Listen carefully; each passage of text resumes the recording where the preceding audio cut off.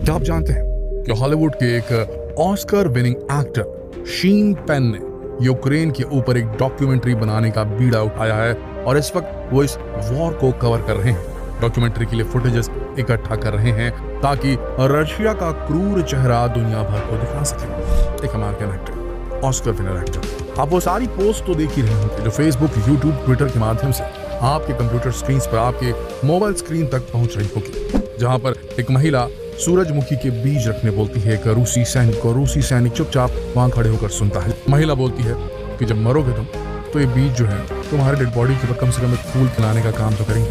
और बहुत सारी खबरें दिखाई जा रही हैं। एक भी छोटा इवेंट छोड़ नहीं रही है इंटरनेशनल मीडिया, जो अमेरिका के हाथ में है, ये दिखाने के लिए कि कितना क्रूर है रशिया। अब आप जरा बताइए, इसमें क्या कुछ बदला है? कुछ भी तो नहीं बदला। ये वही अमेरिकन मीडिया या अमेरिका के इन्फ्लुएंस में जो इंटरनेशनल मीडिया है वो है, और वो हर बार की तरह इस बार भी और रूस का क्रूर चेहरा दिखाने में लगी हुई है। उस पर से पीपल्स प्रेसिडेंट का एक ठप्पा जो वोलोडोमिर जेलेंस्की के ऊपर लग चुका है। जनता के राष्ट्रपति है, जनता का स्नेह उन्हें प्राप्त है और इस बात में कोई शक नहीं कि ये राष्ट्रनेता वाकई में अपनी जनता के लिए कुछ करना चाहता है। लेकिन इस एंगल को भी भुना रही है इंटरनेशनल मीडिया, जो अमेरिकी प्रभुत्व के अंदर, अमेरिकी इन्फ्लुएंस के अंदर है। इन सब बातों को समझकर आपको क्या लग रहा है? क्या चाहता है अमेरिका? दो प्रकार की लड़ाई लड़ रहा है अमेरिका और जो बाइडेन। नंबर 1, एक तो वो कोशिश कर रहा है कि किसी तरीके से वो मिलिट्री इन्फ्लुएंस वहां तक पहुंचा सके, हथियार सप्लाई कर सके आसपास के नेटो कंट्रीज। खुद तो नहीं कर रहा, लेकिन नेटो कंट्रीज को कह रहा है कि आप उन्हें मदद पहुंचाइए, सैंक्शंस लगाइए। वो जो कर सकता है वो कर रहा है रूस के खिलाफ, ताकि रूस को नुकसान पहुंचे, यूक्रेन को फायदा पहुंचे। इसके लिए वो क्या कर रहा है ये कुछ समझ में नहीं आ रहा, लेकिन इतना क्लियर है कि वो जो भी कर रहा है, जो भी प्रतिबंध लगा रहा है, उससे रूस को नुकसान पहुंच रहा है। और यही तो चाहता था अमेरिका। वो अपना मोटिव सबसे पहले रखता है और सबसे पहले उसने रखा रूस को नुकसान पहुंचाने का। उसका मोटिव जो था प्रतिबंध लगाने का था, वो उसने लगा दिया। ये पहला फ्रंट हुआ, क्योंकि वो जमीन पर नहीं लड़ सकता। वो जानता है कि एक और युद्ध लड़ा अगर उसने तो फिर वो कभी सुपर पावर नहीं रह जाएगा, चीन उससे आगे बढ़ जाएगा। और ये बात पुतिन भी जानते हैं, बाइडेन भी जानते हैं और शी जिनपिंग भी जानते हैं। दूसरे लेवल पे जो अमेरिका लड़ाई लड़ रहा है वो है माइंड गेम स्ट्रेटजी की, सोशल मीडिया के यूज की, इंफॉर्मेशन टेक्नोलॉजी के यूज की, मीडिया हाउसेस की यूज की। और वो कोई मौका नहीं छोड़ रहा रूस को नीचा दिखाने का और रूस को क्रूर दिखाने का, रूस की इस मुहिम को पूरी तरीके से गलत बताने का। नेटो क्या है? नेटो को अमेरिका ने क्यों बनाया है? नेटो ने उस पूरे कंस्टिलेशन के देशों को, उस पूरे कॉन्टिनेंट के देशों को, यूरोपियन देशों को भड़काया रूस के खिलाफ, पहले अपने प्रोपेगेंडा को इस्तेमाल करके। उसके बाद इन कंट्रीज को ये भरोसा दिलाया कि हम रूस से आपको बचाएंगे, क्योंकि रूस को विलन साबित कर दिया इन्होंने, अमेरिकियों ने, और वो लिबरल बन गए और इनको क्रूर बना दिया अपने मीडिया के इस्तेमाल से और दूसरी चीजों से। उसके बाद जब नेटो कंट्रीज बन गई तो नेटो कंट्रीज का क्या था? जो एक साथ रहेंगे, अमेरिका के प्रभुत्व में रहेंगे और रशिया के खिलाफ रहेंगे।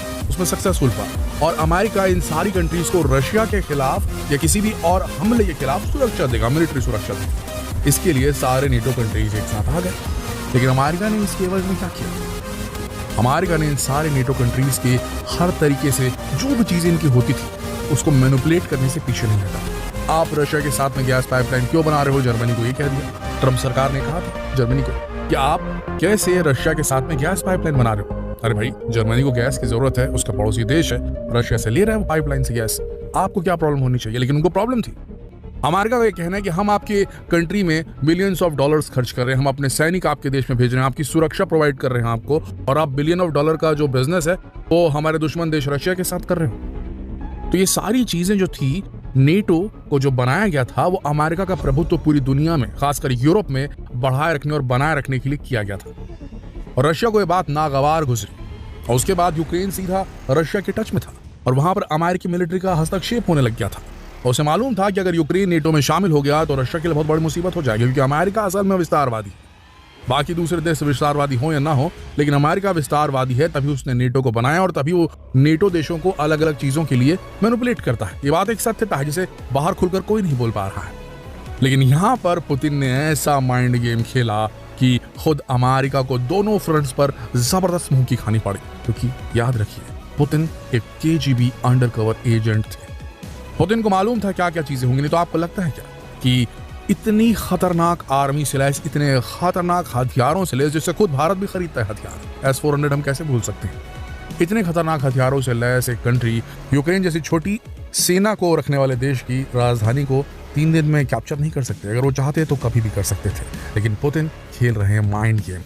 पुतिन चाहते हैं कि यूक्रेन में जो भी सरकार बने वो प्रो अमेरिकी नहीं, प्रो रशियन हो। वो यूक्रेन पर कब्जा नहीं करेंगे, वो कोलैटरल डैमेज नहीं चाहते, सिविलियंस को मारना नहीं चाहते। इसीलिए पुतिन ने माइंड गेम खेला। हम अपनी फुल मिलिट्री पावर का इस्तेमाल fight in build up area, ये एक मिलिट्री ऑपरेशन का टर्म है, fight in build up area में नहीं करेंगे। Military operation in urban territory नहीं करेंगे।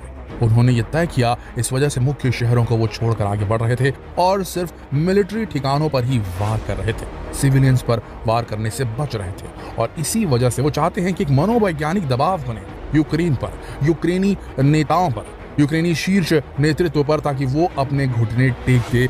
क्योंकि रूस भी जानता है अगर फाइट इन बिल्डअप एरिया, इनके रिहायशी इलाकों में अगर लड़ाई शुरू होती है, अगर रूस को वहां की अर्बन टेरिटरी में घुसकर लड़ाई लड़नी पड़ती है, तो बहुत सारे सिविलियंस मारे जाएंगे और फिर जो दृश्य होगा वो पूरी दुनिया देखेगी। और दुनिया जब देखेगी तो रूस की बेहद कड़ी आलोचना होगी।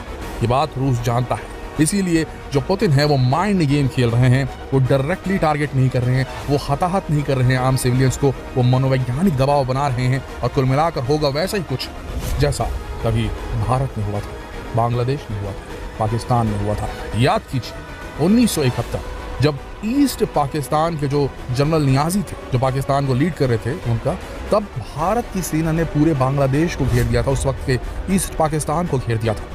भारत का ये मुद्दा नहीं था कि वो बांग्लादेश या ईस्ट पाकिस्तान को अपनी जमीन से जोड़ सके, वो तो बस वहां सत्ता परिवर्तन करना चाहता था। जब भारत ने घेर दिया पूरी तरीके से ईस्ट जो पाकिस्तान था, पूर्वी पाकिस्तान को था, तो उसके जनरल नियाजी को घुटने टेकने पड़े। वो मनोवैज्ञानिकली मानसिक तरीके से हार चुके थे, जिसका नतीजा यह हुआ कि वो भूखंड अलग हुआ, आजाद देश बांग्लादेश बन गया। वैसा ही कुछ करना चाहते हैं रशियन प्रेसिडेंट पुतिन। और इसी प्रकार का एक खेल खेला था अमेरिका ने भी अफगानिस्तान में। लेकिन अफगानिस्तान और इराक में जो लड़ाई हुई उसमें कई सिविलियंस मारे गए थे दोस्तों। वहां भी अमेरिका ने सत्ता परिवर्तन करने की कोशिश की थी, सद्दाम को हटाया था और यहाँ पर तालिबान को हटाया था अफगानिस्तान में। तब किसी ने कुछ नहीं बोला। और अभी यूक्रेन के ऊपर जब ये हो रहा है तो बोला जा रहा है ये जो नंबर्स कमा रहे हैं लोगों के मरने के, इसके पीछे सारा माइंड गेम पुतिन का है। वो नहीं चाहता कि सिविलियंस मारे जाएं। और उनके इस माइंड गेम के पीछे में हार हो रही है अमेरिका की, यूरोपियन कंट्रीज की और उन विस्तारवादी मानसिकताओं की जो चाहते हैं कि दुनिया में उन्हीं का प्रभुत्व चले। वो जिससे बोले उसी से बिजनेस हो, वो जिससे बोले उससे दोस्ती की जाए। ये गलत है। गलत है कि नहीं? क्या लगता है आपको? कमेंट सेक्शन में लिखते हैं। और पुतिन का ये माइंड गेम सक्सेसफुल हो पाएगा या पुतिन को घुसना ही पड़ेगा बिल्डअप एरिया में यूक्रेन के? आपको क्या लगता है? युद्ध किस ओर जाएगा? अपने विचार जरूर लिखिए नीचे कमेंट बॉक्स में। और ये सवाल दूसरे देशवासियों से पूछने के लिए, चर्चा को शुरू करने के लिए इस वीडियो को शेयर करें फेसबुक पर, व्हाट्सएप पर, यूट्यूब पर। फिर मिलते हैं कुछ ही देर में एक और लेटेस्ट खबर के साथ। धन्यवाद।